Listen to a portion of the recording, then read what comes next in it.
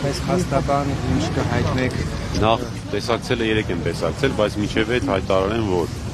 Խաչիկ Գալստյանի վերաբերյալ գոյություն չունի որևէ տվյալ փաստ, որը հիմնավոր կասկածի, անգամ հիմնավոր կասկածի նվազ շեմով կարող էր հաստատել կամ կարող էր նման լինել հանցագործություն կատարելու դեպքի հետ։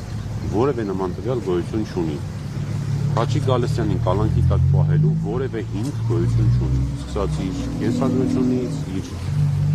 անցած ուղուց եւ այլն եւ այլն եւ այլն, այսինքն այն հիմքերը, որոնք կարող էին լինել կալանքի համար, գոյություն չեն ունեցել։ Առավել եւս, որ այլընտրանքային խափանման միջոցներ կիրառելու բազմաթիվ հիմքեր, թեև մենք դրան էլ համաձայն չենք, որովհետեւ հիմնավոր կասկածի շեմ առնվազն հաղթահարված չի, բայց անգամ այդ պայմաններում, մեր դատական պայմաններում, մեր դատարանների պայմաններում ամբողջությամբ կարելի էր կիրառել այլընտրանքային խափանման միջոցներ։ Սա ինչի մասին է։ Սա խոսում է Փաշինյանի վախերն են, թե սա խոսում է քաղաքական իշխանության կողմից, քաղաքական գործիչների եւ ոչ միայն քաղաքական գործիչների նկատմամբ, հանրային գործիչների, հրապարակային խոսք ասող մարդկանց, ընդդիմադիր կեցվածք ունեցող բազմաթիվ քաղաքացիների, ինչպես նաեւ բազմաթիվ հոգեվորականների նկատմամբ քաղաքական հետապնդումների մոլուցքի մասին։ Այս է դրա մասին։ Սա մոլուցք է, թե վախ է, թե միգուցե ինչի համար է դա արվում, դա արվում է, որպեսզի Հայաստանի Հանրապետությունում տարածվի վախի մթնոլորտ ընտրություններից առաջ, որպեսզի բոլորը իմանան, որ եթե հանգարց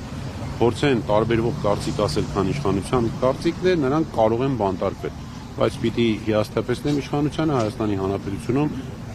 շատ քիչ մարդիկ կգտնվեն, որ դրանից կվախենան, նրանք էլ կլինեն իրենց եւի մերձավոր շրջապատում։ Պարոն Բաբայանը եւ ըստ տեղեկությունների ենթադրյալ այս ընտրակաշատ բարանելու հոդվածը որ կա, պարոն Գալստյանի նկատմամբ ինչ-որ խոսակցությունների հիման վրա են, որ պարոն Գալստյանը խոսել է աշխատակիցների հետ, ընդմիջման գումար կարծեմ հավաքելու շուրջ։ Տեսեք, արդյոք սա համապատասխանում է։ Հաշվի առնելով, որ նախաքննության փուլում ենք դեռևս եւ նախաքննական գաղտնիքով էլ մեզ կաշկանդել են, չեմ կարող շատ փակագծերը բացել, բայց այո, կան այդպիսի խոսակցություններ, որոնք ամենօրյա, առօրյա սովորական խոսակցություններ են, որոնք ես ամեն օր կարող եմ մեր գրասենյակի աշխատողների հետ ունենալ, ես ամեն օր կարող եմ իմ ընկերների հետ ունենալ, կան խոսակցություններ, որոնք քաղաքական հետապնդման ենթարկելու նպատակով ձևակերպվում կամ մեկնաբանվում են այլ կերպ։ Այսքանն է, այս ունենք ինչ-որ։ Բան հակակոռուպցիոնը 23 հոգու մասին է խոսում, այսինքն հայրենիք այնպես է տպավորությունը, որ 23 հոգի հայրենիք կուսակցությունից այս կոռուպցիոն գործով, որը դուք շինծր եք որակում, անցնում։ Իրոք այդքան մարդ կա կուսակցություն։ Հայրենիք կուսակցությունից կա ընդամենը 2 հոգի, որը այս բանին մեղադրելի կարգավիճակ ունի եւ երկուսն էլ կալանքի տակ են։ Մնացած անձանց վերաբերյալ ես չունեմ տեղեկություններ, բայց վստահաբար պնդում եմ, որ հայրենիք կուսակցության հետ նրանք առնչություն չունեն։ Պարոն Բաբայանը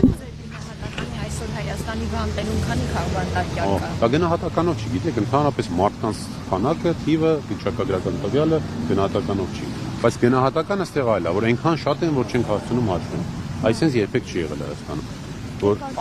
ամեն շաբաթ կարող ենք ունենալ նոր քաղաքաբանտարկյալներ, նրանցից ոմանցի կարող են ազատ արձակել եւ շղթան շրջանառությունը այնքան մեծ է, որ հնարավոր չի դառնում արդեն հաշվել։ Եվրոպական կառույցներից ինչ ակնկալիքներ։ Եվրոպական կառույցներից ակնկալում ենք բացել աչքերը, տեսնել թե ինչ է կատարվում իրականում եւ հատկապես ինչի Եվրոմիություն, որովհետեւ Եվրոմիությունը, որ ջանք ու եռան չի խնայում մեր իրավապահ համակարգին, դատաիրավական համակարգին ֆինանսավորելու, աջակցելու, մի հատ էլ այս կողմից տեսնի թե ինչ է կատարվում, թեև կարծում եմ, որ տեսնում է։